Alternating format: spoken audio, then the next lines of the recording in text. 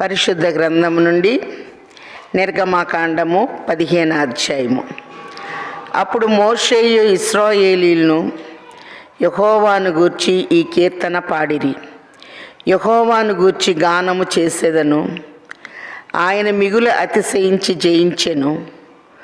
గుర్రమును దాని రౌతులను ఆయన సముద్రములో పడద్రోసెను. త్రియేక దేవుడవై ఉన్న తండ్రి, భూమి ఆకాశముల కంటెను వెండి బంగారముల కంటెను శ్రేష్టమగు నీ జీవగ్రంథమును మాకు బహుమానము ఇచ్చివేసిన తండ్రి వందనములు.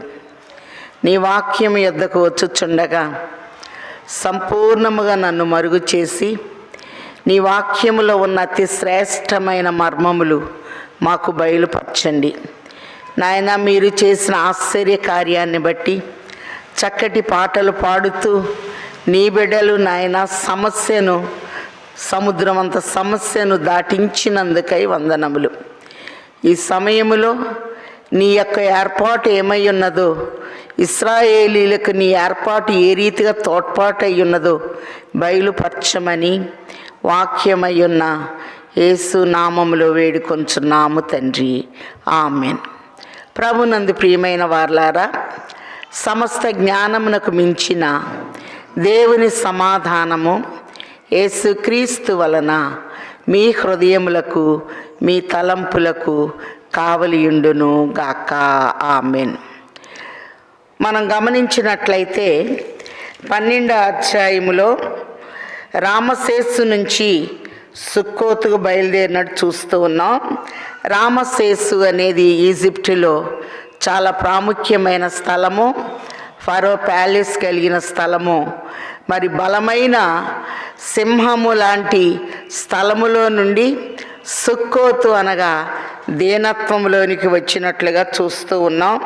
13వ అధ్యాయములో సుక్కోతు నుండి 13:20 ప్రయాణమై యాతాములో దిగారు. అక్కడ అగ్నిస్తంభము మేఘస్తంభము మరి ఉన్నట్లుగా మనం చూస్తున్నాం. యాతాము అనగా సరిహద్దు. ఈ సరిహద్దులో నుండి వీరు 14వ అధ్యాయంలో మిగ్దాల్కు వచ్చారు. ఫిరాఫిహోషరోతు మరి బయల్జబోను అనే పేరున్నట్టు చూస్తున్నాం. మిగ్దాలు అనగా స్వతంత్రము. ఏదైనా తోటలో దేవుడు ఆదాముకి స్వతంత్ర లక్షణాన్ని ఇచ్చాడు. అలాగనే ఇది తినొచ్చు, ఇది తినకూడదని చెప్పి స్వతంత్ర లక్షణం ఇచ్చారు.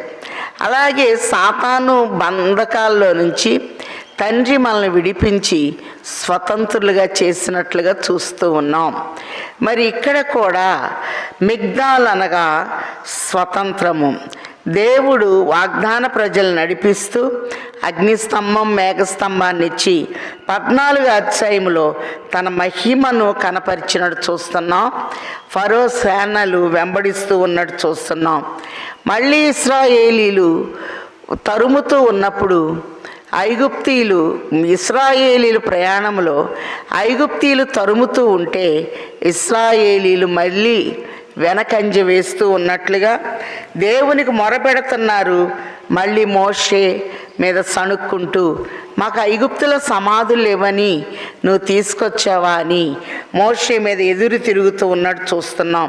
14వ అధ్యాయము 11వ వచనంలో చూస్తే, ఐగుప్తులో సమాధులు లేవని ఈ అరణ్యంలో చచ్చుటకు మమ్మల్ని రప్పించితివా? మమ్మును ఐగుప్తులో నుండి బయటికి రప్పించి మమ్మును ఇట్లు చేయనేలా? మా జోలికి రావద్దు, ఐగుప్తీయులకి దాసులు మౌదుమని ఐగుప్తులు మేము నీతో చెప్పిన మాట ఇదే కదా. మేము ఈ అరణ్యములు చచ్చుట కంటే ఐగుప్తీయులకు దాసులుగా మగుటయే మేలని చెప్పిరి. అందుకు మోషే, భయపడకుడి, యెహోవా మీకు నేడు కలుగచేయి రక్షణను ఊరకే నిలుచుండి చూడుడి. ఒక అద్భుతమైన నెరవేర్పుని 14:14 మనం చూస్తూ ఉన్నాం. యెహోవా మీ పక్షముగా యుద్ధము చేయును, మీరు ఊరక ఉండవలెనని ప్రజలతో చెప్పాను. మరి ఇశ్రాయేలీయుల పక్షముగా యుద్ధాలన్నీ ఎవరు చేస్తున్నారంటే యెహోవా దేవుడే చేస్తున్నట్టుగా చూస్తూ ఉన్నాం. ద్వితీయోపదేశ కాండము 1వ అధ్యాయములో మనం గమనించినట్లయితే 31వ వచనంలో, ఐగుప్తులోనూ అరణ్యములోనూ మీ కొరకు చేసినట్లు మీ పక్షముగా యుద్ధము చేయును. మీరు ఈ చోటికి చేరు వరకు మీరు వచ్చిన మార్గమంతటిలోనూ మనుష్యుడు తన కుమారుని ఎత్తుకున్నట్లు మీ దేవుడైన యెహోవా మిమ్మును ఎత్తుకొని వచ్చిన సంగతి మీరెరుగుదురని మీతో చెప్పి తిని. ఎత్తుకొని తీసుకొని వచ్చినట్లుగా మనం చూస్తూ ఉన్నాం. అంత మాత్రమే కాదు, యెషయా గ్రంథములో కూడా మరి ఇశ్రాయేలీని దేవుడు ఎంత ఉన్నతముగా నడిపించారో యెషయా గ్రంథము 63వ అధ్యాయము 7వ వచనంలో చూస్తే, యెహోవా మనకు చేసిన వాటన్నిటిని బట్టి యెహోవా కృపాతిశయములను యెహోవాకు స్తోత్రగానము చేసేదను. తన వాత్సల్యమును బట్టి కృపా బాహుళ్యమును బట్టి ఇశ్రాయేలు యొక్క వంశస్థులకు ఆయన చూపిన మహాకనికరమును నేను ప్రకటన చేసేదను. వారు నా జనులనియు అబద్ధమాడనేరని పిల్లలనియు అనుకొని వారికి రక్షకుడాయను. వారి యావత్ బాధలో ఆయన బాధ నొందెను. ఆయన సన్నిధి దూత వారిని రక్షించెను. ప్రేమ చేతను తాలిమి చేతను వారిని విమోచించెను. పూర్వ దినములన్నిటను ఆయన వారిని ఎత్తుకొనుచు మోసుకొనుచు వచ్చెను. పూర్వ దినాలు ఆయన ఎత్తుకొని మోసుకొని వచ్చాను. నా సన్నిధి దూత నా తాలిమి చేత వారిని నేను రక్షించాను. అందుకే మీరు ఊరకే నిలుచుండి ఈ దినాన దేవుడు మీకు చేసే ఆశ్చర్య కార్యాన్ని చూడండి అని మరి నిర్గమాకాండము 14:14 మోషే తెలియచేస్తూ ఉన్నారు. 15వ వచనంలో, అంతటా యెహోవా మోషేతో, నీవేళ నాకు మొరపెట్టుచున్నావు, సాగిపోవుడని ఇశ్రాయేలీలతో చెప్పాను. నీవు నీ కర్రను ఎత్తి ఆ సముద్రం వైపు నీ చెయ్యి చాపి దాన్ని పాయలుగా చెయ్యము. మోషే నీటి నుండి తీయబడినవాడు కనుక మోషేని రాజకుమార్తె పేరు పెట్టినట్టు చూస్తున్నాం. మోషేకి నీటి మీద చాలా అధికారం ఉంది. మోషే నీటి నుంచి తీయబడ్డాడు గనక నీటి మీద అధికారం ఉంది. ఆయన నీళ్లను పాయలు చేయగలడు. బండతో మాట్లాడితే బండ నీళ్ళు ఇస్తుంది. అలాగనే నీళ్లు లేని చోట ఆయన విజ్ఞాపన చేస్తే మధురమైన జలాలుగా మారుతాయి. ఇది మనం చూస్తే మరి ఐగుప్తీయులు ఇశ్రాయేలు తరుముతూ ఉన్నారు. 18వ వచనంలో, నేను ఫరో వలన అతని రథముల వలన అతని గుర్రపు రౌతుల వలన మహిమ తెచ్చుకొందును. నేను యెహోవానని ఐగుప్తీయులు తెలుసుకొందునను. అప్పుడు ఇశ్రాయేలీయుల ఎదుట సమూహమునకు ముందుగా నడిచిన దేవదూత వారి వెనుకకు పోయి వారిని వెంబడించెను. కాబట్టి ఇశ్రాయేలీయులని దేవుడు సురక్షితంగా నడిపిస్తున్నారు. ముందు నడిచిన దూత ఐగుప్తు సమూహాలు వస్తూ ఉంటే వెనక్కి వెళ్ళినట్లు చూస్తూ ఉన్నాం. మరి మేఘస్తంభము అగ్నిస్తంభాలు 2 స్తంభాల మధ్య వీరు నడిపింపబడుతూ ఉన్నారు. ఆ మేఘస్తంభం వారి ఎదుట నుండి పోయి వారి వెనుక నిలిచెను. ఐగుప్తీయుల సేనకును ఇశ్రాయేల్ సేనకును నడుమ ప్రవేశించెను. అది మేఘము గనుక వారికి చీకటి కలిగెను గాని రాత్రి అది వారికి వెలిగిచ్చెను గనక ఆ రాత్రి అంతయు ఐగుప్తీయుల సేన ఇశ్రాయేలు సేనను సమీపింపలేదు. మోషే సముద్రం వైపు తన చెయ్యి చాపగా యెహోవా రాత్రి అంతయు బలమైన తూర్పు గాలి చేత సముద్రమును తొలగించి దాన్ని ఆరిన నేలగా చేసెను. నీళ్లు విభజింపబడగా ఇశ్రాయేలీలు సముద్రము ఆ మధ్యను ఆరిన నేల మీద నడిచిపోయిరి. ఆ నీళ్లు వారి కుడి ఎడమల ప్రక్క వారికి గోడ వలె నుండెను. కాబట్టి మోషే నీ చెయ్యి చాపు అంటే ఇక్కడ సముద్రం పాయలైంది. 3వ దినాన ప్రభు సముద్రాన్ని సృష్టించారు. యోబు గ్రంథము 38లో సముద్రాలకి సరిహద్దును వేశాడు దేవుడు. ఇంతవరకే 7వ వచనం చూస్తే నువ్వు దగ్గరకు రావద్దు అని 8వ వచనం దగ్గర నుంచి చూస్తే ప్రభు మాట్లాడితే దేవుని మాటకు సముద్రము లోబడినట్టు చూస్తున్నాం. సముద్రము అడుగున పొత్తిగుడ్డ ప్రభు వేసినట్లు మనం చూస్తూ ఉన్నాం. మరి సముద్రానికి తలుపులు పెట్టిన అనంత జ్ఞాని ఎవరు అంటే మన ప్రభువే. గలిలయ సముద్రంను కూడా మరి అలలు లేస్తూ ఉన్నప్పుడు గద్దించినట్టు చూస్తున్నాం. 2020 సంవత్సరాలైనా నిమ్మళముగా నా సముద్రం ఉంది కానీ ఎప్పుడు పొంగినట్లు కనపడటం లేదు. అలాగనే మనం గమనించినట్లయితే సముద్రము దేవుని మాట వింటూ ఉంది. యోనాను ఎప్పుడైతే ఎత్తి సముద్రంలో పడవేశారో సముద్రం నిమ్మళించినట్లుగా మనం చూస్తూ ఉన్నాం.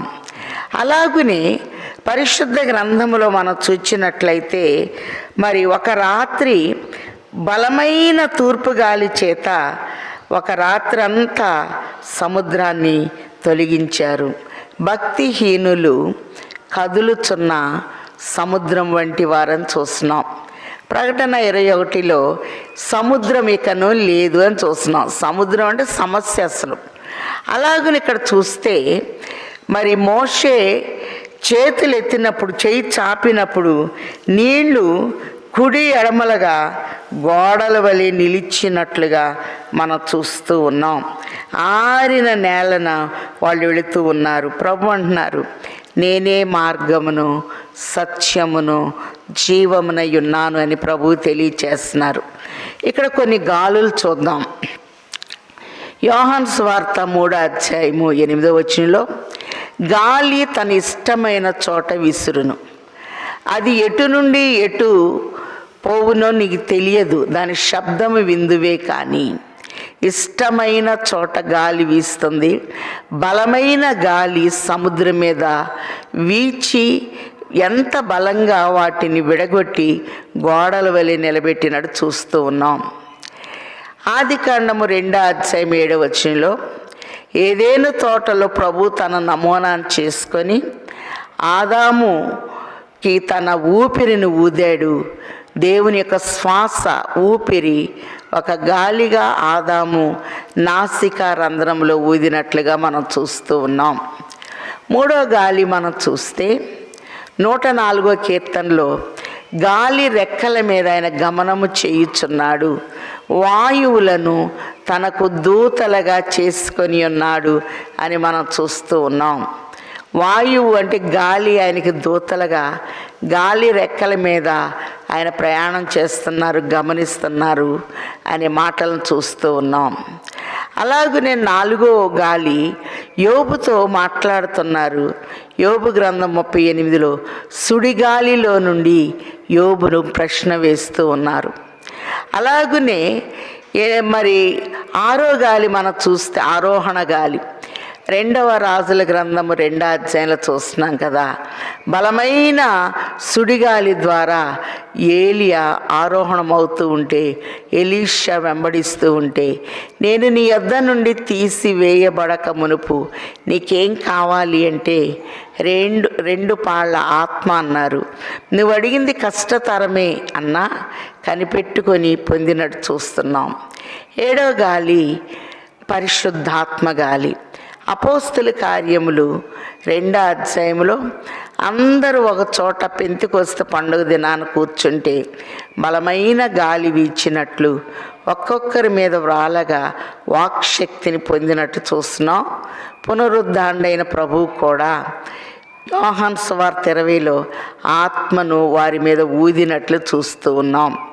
బలమైన గాలి చేత నీళ్లు విభజింపబడగా, మరి నీళ్లు విభజించబడటం అనేది చాలా ఆశ్చర్యకరమైన సంగతి. ఇశ్రాయేలీలు ఆ సముద్రము మధ్యను ఆరిన నేల మీద నడిచిపోయిరి. ఆ నీళ్లు వారి కుడి ఎడమలకు వారికి గోడ వలె ఉండెను. ప్రభు అంటున్నారు, నేనే మార్గమును సత్యమును జీవమునై ఉన్నాను అని తెలియచేస్తూ ఉన్నారు. అలాగనే 24వ వచనంలో 14-24లో అయితే వేకువజామున యెహోవా అగ్ని మేఘమైన స్తంభము నుండి ఐగుప్తీయుల దండు వైపు చూచి ఐగుప్తీల దండును కలవరపరిచి వారి రథచక్రములు ఊడిపడునట్లు చేయగా వారు బహు కష్టపడి తోలుచుండిరి. అప్పుడు ఐగుప్తీయులు ఇశ్రాయేలీయుల ఎదుట నుండి పారిపోదాం రండి, యెహోవా వారి పక్షముగా మనతో యుద్ధం చేయుచున్నారు. రాన్యాట్ అనేటటువంటి శాస్త్రవేత్త 10 సంవత్సరాలు ఎర్ర సముద్రాన్ని పరిశోధించి ఫరో రథ చక్రాలని బయటికి తీసినట్లు మనందరికీ తెలిసిన విషయమే. ఈరోజు కూడా ఫరో రథ చక్రాలు ఐగుప్తు మ్యూజియంలో ఉన్నవి. బంగారపు రథ చక్రాలను కనుగొని తీసినట్లు చూస్తూ ఉన్నాం. దేవుడు కలవరపరిచారు. వీళ్ళ చిన్న పిల్లల్ని, హెబ్రీల పిల్లల్ని నైలు నదిలో వేస్తే ప్రభువు 14 అధ్యాయంలో వారిని ఎర్ర సముద్రంలో వేయించారు. దేవుడు తీర్పు తీర్చువారై ఉన్నారు అని మనకు అర్థమవుతూ ఉంది. ఫరో రథ చక్రాలు ఊడిపోయినాయి. అందుకే పరమగీతం 1:9 చూస్తున్నాం కదా, నా ప్రియురాల ఫరో రథస్వములతో నేను నిన్ను పోల్చెదను. ఈ రథానికి ఉన్న అశ్వాలు, గుర్రాలకు ఉన్నటువంటి బలం ఏంటంటే నమ్మకంగా ఉన్నాయి. ఫరో రథాన్ని లాగుతూ ఉన్నాయి సముద్రంలోనికి. వాక్యము ఒక రథము లాంటిది. 66 పుస్తకాలు. గుర్రాలు అనగా సేవకులే. వాక్యంలో ఉన్న బలమంతటిని మనం లాక్కోవాలి. సముద్రం అంత సమస్య వచ్చినా మన ప్రభువుని బట్టి ముందుకు వెళ్ళాలి, సాగిపోవాలి, కానీ ఆగిపోకూడదు. ఫరో రథానికి ఉన్న గుర్రాలు నమ్మకమైనవి, బలము కలిగినవి, ఐక్యత కలిగి ఉన్నవి, ఫరో కొరకు ప్రాణం పెట్టడానికి కూడా సిద్ధంగా ఉన్నవి, ఎన్నిక చేయబడి ఉన్నవి. అలాగునే ఎర్ర సముద్రంలోనికి పరిగెత్తుతూ వెల ఇచ్చి కొనబడినవి ప్రాణాలని కోల్పోయినాయి. కాబట్టి మనకి ప్రాణం పెట్టిన ప్రభువు కొరకు ఆయన వాక్యాన్ని చేపట్టి నిర్గమకాండం 14:26లో అంతలో యెహోవా మోషేతో ఐగుప్తీయుల మీదికిని వారి రథముల మీదికిని వారి రౌతుల మీదికిని నీళ్లు తిరిగి వచ్చినట్లు సముద్రం మీద నీ చెయ్యి చాపమన్ను. మోషే సముద్రం మీద తన చెయ్యి చాపగా ప్రొద్దు పొడిచినప్పుడు సముద్రం అధిక బలముతో తిరిగి పొర్లేను గనుక ఐగుప్తీయులు అది చూచి వెనుకకు పారిపోయిరి. అప్పుడు యెహోవా సముద్రం మధ్యన ఐగుప్తీయులను నాశనం చేసెను. నీళ్లు తిరిగి వచ్చి ఆ రథములను, రౌతులను, వారి వెనక సముద్రంలోనికి వచ్చిన ఫరో యొక్క సర్వస్వాన్ని కప్పివేసెను. వారిలో ఒక్కడైనను మిగిలి ఉండలేదు. అయితే ఇశ్రాయేలీయులు ఆరిన నేలను సముద్రం మధ్యనున్నప్పుడు ఆ నీళ్లు వారి కుడి ఎడమల ప్రక్కలను గోడవలి నిలిచెను. ఆ దినమందు యెహోవా ఐగుప్తీయుల చేతిలో నుండి ఇశ్రాయేలును రక్షించెను. ఇశ్రాయేలీయులు చచ్చిన ఐగుప్తీయులు సముద్ర తీరంన చూచిరి. యెహోవా ఐగుప్తీయులు చేసిన గొప్ప కార్యమును ఇశ్రాయేలీయులు చూచిరి గనక ఆ ప్రజలు యెహోవాకు భయపడిరి. యెహోవా యందును ఆయన సేవకుడైన మోషే యందును నమ్మకం ఉంచిరి. కాబట్టి 14 ఇశ్రాయేలీయులకి ఐగుప్తీయులకి మధ్య ప్రభువు ఒక అద్భుతమైన నెరవేర్పునిచ్చి సముద్రము పొర్లి పొంగి అలాగే ఐగుప్తీయులందరినీ ముంచివేసింది గనక ఆశ్చర్యపడిపోయారు ఇశ్రాయేలీయులు. ఆరిన నేల మీద నడిచారు. ఈ గొప్ప కార్యం ఇశ్రాయేలీయుల పట్ల దేవుడు చేశాడు గనక దేవుని యందు, మోషే యందు నమ్మకం ఉంచినట్లు 14 అధ్యాయంలో చూస్తున్నాం. 15 అధ్యాయంలో చక్కటి స్తుతి గీతాన్ని చూస్తున్నాం. ఈ పాట పరలోకంలో కూడా హైలైట్ అయింది. ప్రకటన గ్రంథము 15 అధ్యాయము 4-5 వచనాల్లో మనం చూచినట్లయితే బైబిల్ మొదటి రచయిత మోషేగా ఉన్నాడు, చివరి రచయితగా యోహాను చూస్తూ ఉన్నాం. వీరిద్దరు పాటలు పరలోకములో 3-4 వచనాలు ఒకసారి చూద్దాం. వారు ప్రభువా దేవా సర్వాధికారి, నీ క్రియలు ఘనమైనవి, ఆశ్చర్యమైనవి, యుగములకు రాజా, నీ మార్గములు న్యాయములను సత్యములనై ఉన్నవి. నీవు మాత్రము పవిత్రుడవు, నీకు భయపడిన వారెవరు? నీ నామమును మహిమపరచని వాడెవడు? నీ న్యాయ విధులు ప్రత్యక్షపరచబడినవి గనక జనములందరినీ వచ్చి నీ సన్నిధిని నమస్కారం చేసేదనని చెప్పుచ్చు దేవుని దాసుడగు మోషే కీర్తనయు గొర్రెపిల్ల కీర్తనయు పాడుచుండిరి. మోషే కీర్తన అంటే నిర్గమాకాండం 15లో ఉన్నటువంటి పాటను మనం చూస్తూ ఉన్నాం. అంత మాత్రమే కాదు, యాకోబు పత్రిక 5లో చూస్తున్నాం కదా, మీరు సంతోషంగా ఉంటే పాటలు పాడండి, మీరు దుఃఖంలో ఉంటే ప్రార్థన చేయండి అని. కాబట్టి అద్భుతముగా తండ్రి సముద్రాన్ని పాయలు చేశారు. వీరు 2వ వచనంలో చూస్తే, యెహోవాయే నా బలము నా గానము, ఆయన నాకు రక్షణయు ఆయను, ఆయన నా దేవుడు, ఆయన్ను వర్ణించెదను, ఆయన నా పితరుల దేవుడు, ఆయన మహిమను స్తుతించెదను. కాబట్టి ఇక్కడ చూస్తే ఆయన మహిమను వివరిస్తూ ఉన్నట్లు 8వ వచనంలో చూస్తే, నీ రాశిగా రంధ్రంలో ఊపిరి వలన నీళ్లు రాశిగా కూర్చబడెను, ప్రవాహములు కుప్పగా నిలిచెను, అగాధ జలములు సముద్రం మధ్య గడ్డగట్టెను. ఇక్కడ నీటిలో ఉన్న 7 మార్పుల్ని మనం చూద్దాం. బలమైన గాలి చేత సముద్రాన్ని ఒక రాత్రంతా ప్రభు తొలగించినట్లు 14 అధ్యాయంలో చూచాం. నీటిలో ఉన్న 7 ప్రత్యేకతలు చూద్దాం. మొదటిగా దప్పిక తీర్చిన నీరు. మానవుని జీవితంలో నీరు, గాలి, ఆహారము చాలా ప్రాముఖ్యమైనది. మన శరీరంలో కూడా 60% నీరు ఉన్నట్లు మనందరికీ తెలుసు. అలాగనే సృష్టిలో కూడా మరి ఒక భాగం భూమి ఉంటే 3 పాళ్ళు సముద్రాలు ఉన్నట్టు మనం చూస్తూ ఉన్నాం. హాగరు బిడ్డకి మరి ఆదికాండం 21:16లో ఒక నీటి ఓటను మరి దూత చూపించినట్లు ఆమె ఆ నీటి ఓటను చూచి మరి సంతోషపడి, ఈ చిన్నవాని మొరను నేను విన్నానని ప్రభు మాట్లాడినట్టు చూస్తూ ఉన్నాం. సామెతలు 25:25లో కూడా, దప్పికొనిన వానికి చల్లని నీరు ఎట్లుండునో, దూరము నుండి వచ్చిన శుభ సమాచారము అట్లుండును అనే మాట చూస్తూ ఉన్నాం. కాబట్టి నీరు దాహాన్ని తీరుస్తుంది అని మనం చూస్తున్నాం. సంసోను కూడా న్యాయాధిపతుల్లో మనం చూస్తున్నాం. 14లో మనం చూస్తే, పిలిచిన వాని ఓట ఎన్హకోరే, దాన్నే పెట్రాగా, మరి పెట్రాలో రాతి మరి నీళ్లలో నీటి మడుగులు ఉన్నట్టు, నీళ్లలో రాళ్లలో నీళ్లు ఉన్నట్లుగా మనం చూస్తూ ఉన్నాం.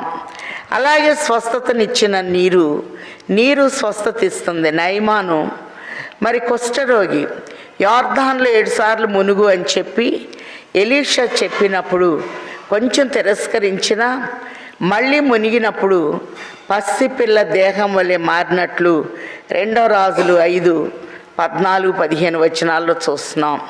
అంటే శుద్ధికి, స్వస్థతకి నీరు ఉపయోగపడినట్లు చూస్తూ ఉన్నాం. అలాగనే ఈ నీరు అనేది మనం గమనించినట్లయితే ఉగ్రతను కూడా చూపిస్తుంది. నోవహు కాలంలో మరి మనం చూచినట్లయితే వాడలో ఉంటే భద్రత, వాడ బయట ఉంటే ఉగ్రత. భూమిలో నుంచి నీళ్ళు వచ్చినాయి, ఆకాశపు తూములు విప్పబడినాయి. 40 దివారాత్రులు వాడ నీటి పై భాగమున తేలినట్లుగా మనం చూస్తున్నాం. నోవహును బట్టి ఆ కుటుంబాన్ని భద్రపరిచినట్లు వాడలో మనం చూస్తూ ఉన్నాం. 4వదిగా నీరు శుద్ధికి ముంగుర్తుగా మనం చూస్తున్నాం. ఎరికో శాపగ్రస్తమైనది. మరి వాళ్ళు అంటూ ఉన్నారు 2వ రాజుల గ్రంథము 2:19లో, ఈ పట్టణం ఉన్న చోటు రమ్యమైనది, కానీ నీరు మంచిది కాదు గనక భూమి నిస్సారమైనదంటే నిస్సారమైన స్థితి నుంచి విడుదల ఇవ్వటానికి ఎలీషా క్రొత్త పాత్రలో ఉప్పు వేసి ఆ నీటి యోట యొద్ద వేసినట్టు మనం చూస్తూ ఉన్నాం. ఇప్పటికీ ఆ నీరు మంచినీరు అయ్యింది. ఎరికో వెళ్ళినప్పుడు ఆ నీళ్ళే మనం తాగుతాం. అలాగని ఇక్కడ మనం చూస్తే నిస్సారమైన స్థితిలో ఉప్పు వేయబడింది. ప్రభు అంటున్నారు, మీరు లోకమునకు ఉప్పు అయి ఉన్నారు. ఉప్పు నిబంధన గుర్తు గనక నీ నైవేద్యములన్నిటిలో ఉప్పు చేర్చవలెనని ప్రభు అంటున్నారు. ఉప్పు అంటదట, అన్నేసి చూడు నన్నేసి చూడని. అలాగనే నిస్సారమైన స్థితిని సారవంతముగా చేసి శ్రేష్టమైన జలాన్ని ఇచ్చి మరి మంచి నీటిగా మార్చింది మరి ఉప్పు అని మనం చూస్తూ ఉన్నాం. అలాగనే మనం చూచినట్లయితే ఐదవదిగా నీరు రూపాన్ని మార్చివేసింది. కానా వివాహంలో యోహాను సువార్త 2లో చూస్తున్నాం. యేసు, ఆయన తల్లి, శిష్యులు యోహాను సువార్త 2 జల వివాహానికి పిలువబడ్డారు. అక్కడ ద్రాక్షారసం లేదు. ప్రభువు మరి ఆ బాణల్ని నీటితో నింపండి అన్నప్పుడు రంగు, రుచి, వాసన వచ్చి వేసినట్టు చూస్తున్నాం. యెహోవా ఉత్తముడని రుచి చూచి తెలుసుకొనుడి అని ప్రభు స్పష్టంగా మనకు బయలుపరుస్తూ ఉన్నారు. ఏడవదిగా లోబడిన నీరు. మోషే మాటకి చెయ్యి చాపగానే సముద్రం పాయలయ్యి అటు ఇటు ఏకరాశిగా నిలిచినట్లుగా చూస్తూ ఉన్నాం. దేవుని బిడ్డ మాటకి నీరు లోబడింది. అలాగనే మనం గమనించినట్లయితే 15వ అధ్యాయంలో మనం చూస్తూ ఉన్నాం. నీళ్లు రాశిగా కూర్చబడెను.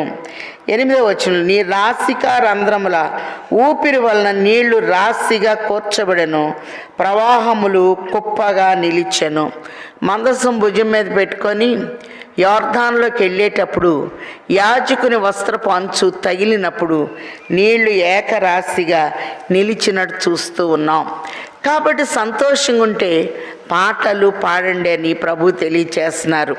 126వ కీర్తనలో గనక మనం చూచినట్లయితే 126వ కీర్తనలో మరి చక్కగా పిడికేడు విత్తనాలు చేత పట్టుకొని కన్నీళ్లతో వెళ్ళే వ్యక్తి ఎలా వస్తారు ఇక్కడ తెలియచేస్తూ ఉన్నారు. 126వ కీర్తన 3, యెహోవా మన కొరకు గొప్ప కార్యములు చేసి ఉన్నారు, మనం సంతోషభరితులమైతిమి.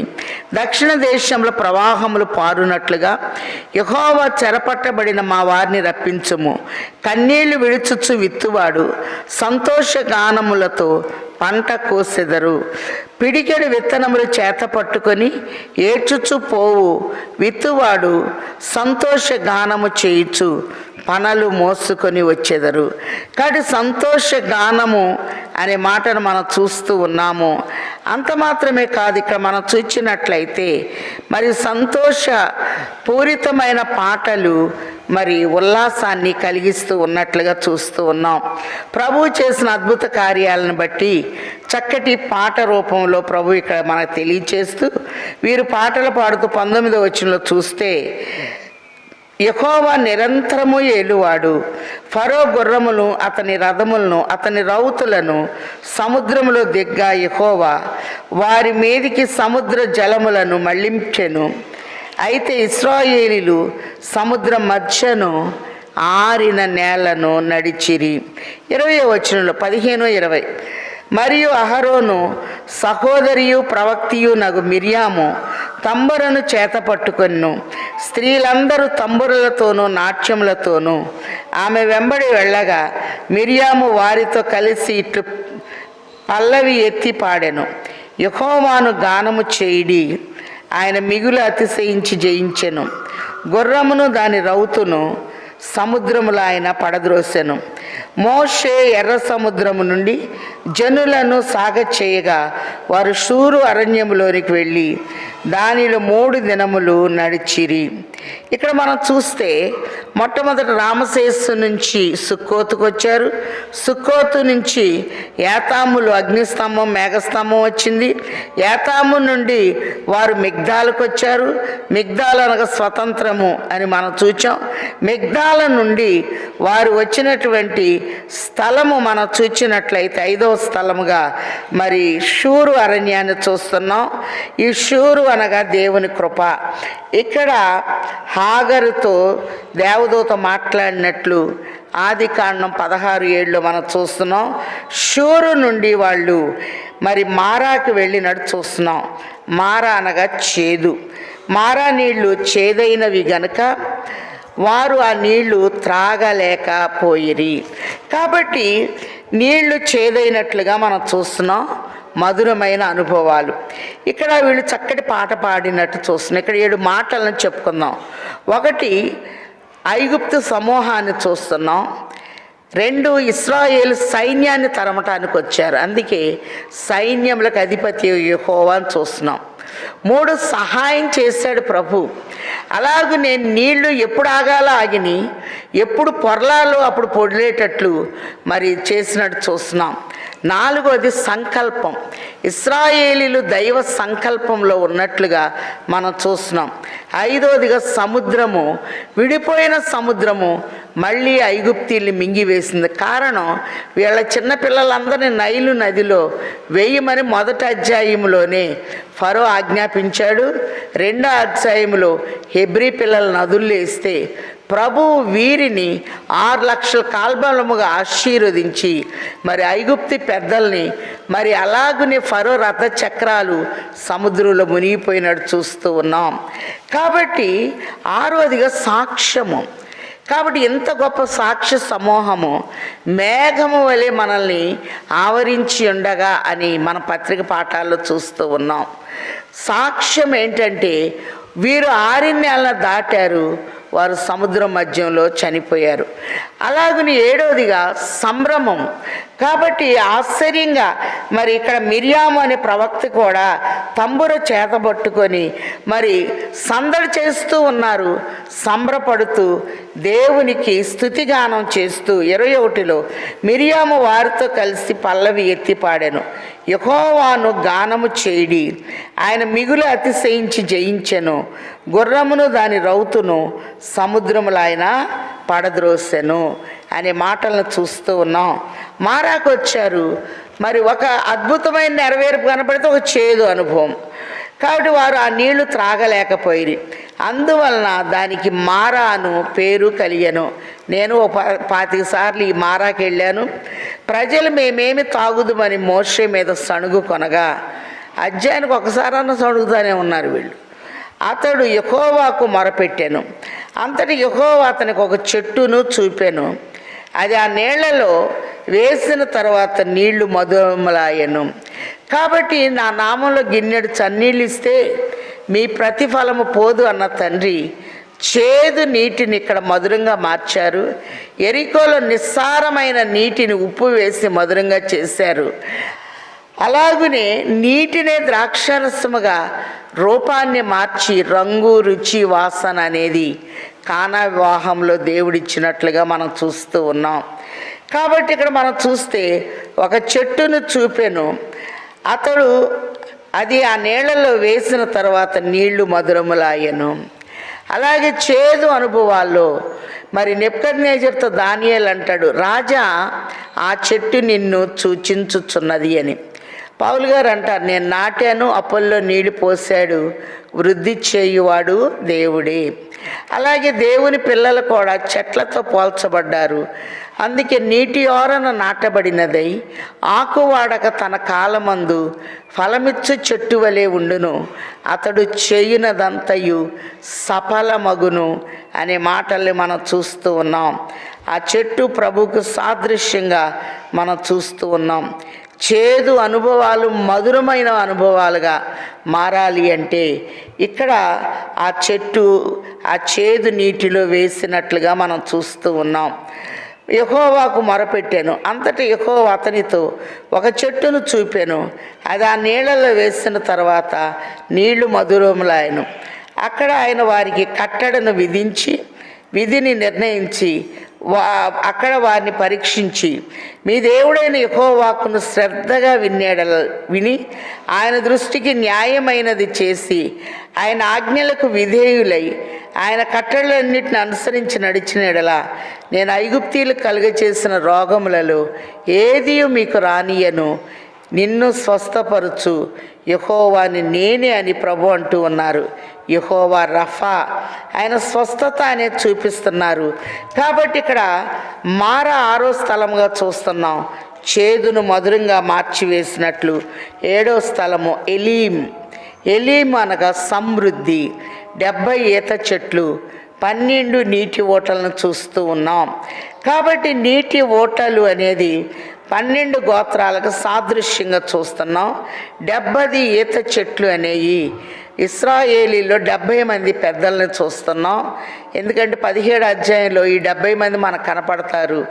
అలాగే 24 అధ్యాయంలో కూడా సీనాయి కొండ దగ్గరికి వెళ్ళేటప్పుడు ఈ 70 మంది కనపడతారు. అలాగే మనం చూస్తే నిర్గమకాండ 1 అధ్యాయంలో యాకోబు కుటుంబము 70 మంది ఐగుప్తుకి వెళ్ళినట్లుగా చూస్తున్నాం.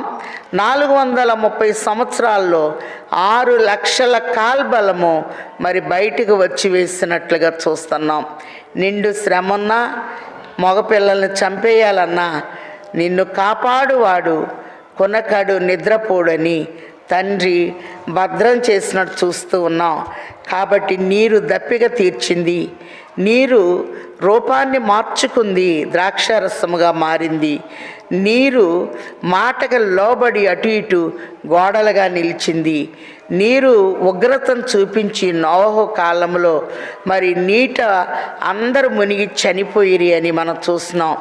నీరు స్వస్థతనిచ్చింది నయమాను లాంటి వ్యక్తికి. నీరు నిస్సారమైన స్థితిని సరిచేసి త్రాగునీటిగా మారినట్లుగా మనం చూస్తూ ఉన్నాం. ఎన్హకోరే పిలిచిన వాని ఓటగా నీరు కనపడుతూ ఉంది. అందుకే ప్రభు ప్రక్కలో నుండి రక్తము నీరు కారెను అనే మాట చూస్తున్నాం. నీరు మరి ఒక శ్రేష్టమైన అనుభవం, జగడాన్ని కూడా తీసుకొచ్చింది. ఆదికాండము 26 అధ్యాయంలో మరి 27 వచనంలో ఇస్సాకు గెరారు లోయలోనికి వెళ్ళి తన తండ్రి తవ్విన బావుల్ని ఫిలిస్తీన్లు పూడ్చివేసినప్పుడు వాటిని పునర్నిర్మాణం చేస్తూ ఉంటే ఈ నీరు మాది, ఈ జలం మాది అని అమాలేకీలు వచ్చి ఆ నీటిని తీసుకున్నట్టు చూస్తూ ఉన్నాం. అక్కడ జగడము అనే మాటను మనం చూస్తూ ఉన్నాం. మళ్ళీ కొంత దూరం ఆయన వెళ్ళి మళ్ళీ బావిని పునర్నిర్మాణం చేసినట్లు షబా అని, బెహర్షబా అని పేర్లు పెట్టినట్లు ఆదికాండం 26 అధ్యాయంలో చూస్తూ ఉన్నాం. ఏది ఏమైనా ఐగుప్తులో నుండి ప్రభువు ఒక రాత్రిలో వీళ్ళ బయటికి తీశాడు, కానీ వీరి ఆలోచనలో నుండి 40 సంవత్సరాల ప్రయాణంలో మరి ఐగుప్తిని వారు మర్చిపోలేదు. ఆచారాలు, పద్ధతులు, మరి ఐగుప్తి సమాధులే మాటి మాటికి గుర్తుకొస్తూ మరి దేవుని ప్రజల్ని మోషే అహరోనులు విసిగించినట్టు చూస్తూ ఉన్నాం. కాబట్టి ఈరోజు ముగింపులో మనం చూస్తే ఎలాగైతే వాళ్ళు 7వ స్థలమైన ఎలీముకు వచ్చారు. ఈ ఎలీము అనే మాటకు సమృద్ధి. అలాగనే దేవుని మీద మనం ఎప్పుడైతే ఆధారపడతామో స్వస్థతనిస్తాడు, సమృద్ధినిస్తాడు. రోగాలన్నిటి పుట్టిల్లు ఈజిప్టే. అందుకే ఇదివరకు మనకి చికెన్ గున్యా వచ్చింది, కారణం ఈజిప్ట్ దోమ వల్ల అన్నారు. స్వైన్ ఫ్లూ వచ్చింది, అలాగే ఈజిప్ట్ నుండి వచ్చిన వారిని బట్టే వచ్చింది అన్నారు. ప్రభు అంటున్నారు, ఆయన వాక్యాన్ని గనక శ్రద్ధగా విని ఆయన దృష్టికి న్యాయమైంది మనం చేస్తే, ఆయన కట్టడలకు విధేయులై ఉంటే ఐగుప్తీలకు కలుగ చేసిన రోగములలో ఏది రానియను, నిన్ను స్వస్థపరచు యెహోవా నేనే అంటున్నారు. 7 గాలులు చెప్పుకున్నాం. అలాగనే నీరు లోబట్టంలో ఉన్న 7 మర్మాలు చెప్పుకున్నాం. అలాగే ఐగుప్తు సైన్యాన్ని చూచాం, ఇశ్రాయేలు సమూహాన్ని చూచాము, దేవుని సహాయాన్ని చూచాము, దేవుని సంకల్పాన్ని చూచాము, ఐగుప్తీయులు శవాలైపోయిన సాక్ష్యాన్ని చూచాము. అలాగనే సంభ్రమ ఆశ్చర్యములతో వీరు సముద్రాన్ని దాటి వచ్చినట్టు చూస్తూ ఉన్నాము. గనక ప్రభు మీద మనం ఆధారపడి ఎంత సమస్య అయినా ప్రభు చిత్తానుసారంగా నడిచినప్పుడు మహిమ నుండి అధిక మహిమకు వెళ్ళగలిగేటటువంటి స్థాయిని, స్థితిని ఆయన బిడ్డలమైన మనకు తండ్రి ముమ్మరముగా దయచేయును గాక. ఆమెన్. ప్రార్థన చేసుకుందాం. దయానిధివై ఉన్న తండ్రి, 15 అధ్యాయం వరకు చక్కగా నడిపించిన తండ్రి వందనాలు. నాయన, మీరు రామశేషు నుంచి సుక్కోతుకి తీసుకొచ్చారు. సుక్కోతు నుంచి యాతాములో అగ్నిస్తంభం, మేఘస్తంభాన్ని ఉంచారు. నాయన, యాతాము నుండి మీరే నాయన ఈ దినాన 14 అధ్యాయంలో మిగ్దాలు తీసుకొచ్చారు, స్వతంత్ర లక్షణాన్ని ఇచ్చారు. మిగ్దాల్ నుంచి షూరు అరణ్యంలోని తీసుకొచ్చి కృపను చూపించారు. షూరు నుండి మారాకు తెచ్చి చేదు అనుభవాల్ని మధురంగా చేయటానికి చేదు నీటిని మధురమైన జలముగా మార్చి నాయన మారా నుండి ఎలీముకు తెచ్చి సమృద్ధినిచ్చిన తండ్రి గారు వందనాలు. అలాగున్నే నాయన నీటిలో ఉన్న 7 ప్రత్యేకతలు, గాలిలో ఉన్న 7 ప్రత్యేకతలు, అలాగునే సముద్రము, సమూహము, సహాయము, సంభ్రమాశ్చర్యము, సాక్ష్యము అని కొన్ని మర్మాల్ని మాకు బయలుపరిచిన తండ్రి వందనాలు. నాయన ఇశ్రాయేలీల విషయంలో మీరు చేసిన ఆశ్చర్య కార్యాన్ని బట్టి వందనాలు. అలాగే భక్తిహీనులు కదులుచున్న సముద్రం వంటి వారు అన్నారు గనక ఎంత సమస్య ఉన్నా దాటగలిగిన స్థితిని మాకు ఇచ్చివేయండి తండ్రి, వందనములు. ప్రకటన 21లో సముద్రం ఇకను లేదు అన్నట్లుగా నాయన ఎన్ని సమస్యలున్నా ఎవడైనా క్రీస్తు యేసునందున్న ఎడల వాడు నూతన సృష్టి అంటున్నారు గనక నీలో నిలిచి ఉండే స్థితిని మాకు ఇచ్చివేయమని అడుగుచున్నాం. నేను ఆయన ప్రతి కుటుంబాన్ని దీవించండి. ఏ కుటుంబంలో ఏ సమస్యలున్నా యేసు నామంలో నివారణ చేయండి. సంఘ బిడ్డలందరినీ దీవించండి. ఈ కార్యక్రమాన్ని వీక్షిస్తున్న నీ బిడ్డల్ని ఫలభరితముగా వర్ధిల్ల చేయమని బ్రతిమిలాడుచున్నాం తండ్రి గారు, నమస్కారములు. అలాగున్నే నాయన నువ్వు అద్భుతాలు చేసే దేవుడు తండ్రి, వందనాలు. సముద్రమును పాయలు చేసి ఆరిన నేలను నడిపించి నీవు మాకున్న ప్రతి సమస్యను నాయన నిర్మూలము చేసి నాయన నిన్ను స్తుతించగలిగిన స్థితిలో మమ్మల్ని నడిపించమని అడుగుచున్నాం. అలాగున్నే నాయన ఏ కుటుంబంలో వివాహాలు జరగాలో నాయన చక్కగా సమయానికి జరిగించండి. అలాగే ఏ కుటుంబంలో ఏ శుభకార్యం ఉందో చక్కటి నెరవేర్పులనివ్వండి. ఈ మాసంలో జన్మదినములు ఉన్న వారందరినీ సంవత్సరం అనే దయా కిరీటముతో అలంకరించండి. వివాహ దినములు ఉన్నవారిని వివాహపు ఆశీర్వాదములతో నింపండి. వృద్ధులైన వారికి నీ దూతల సహాయమునివ్వండి. అలాగే చంటి బిడ్డలైనటువంటి వారి స్తుతుల మీద ఆసీనుడు ఉన్న మీరు మంచి ఆరోగ్యాలతో అలంకరించండి. అలాగున్నే నాయన ఎవరికి ఏ సహాయం కావాలో నాయన బలహీనతను కొట్టివేసి నీతి సూర్యుడు మీ మీద ఉదయించును, అతని రెక్కలు మీకు ఆరోగ్యమును కలుగ చేయును అన్న నిండైన నీ దీవెనలతో నింపి నీ పిల్లలను నడిపించి వేయమని మా కొరకు ప్రాణం పెట్టి తిరిగి లేచి మమ్మల్ని అందరినీ ఆకర్షించుటకు వరుడుగా వచ్చుచున్న యేసయ్య అతి శ్రేష్ఠ నామములో బ్రతిమిలాడి వేడుకొనుచున్నాము తండ్రి, ఆమెన్.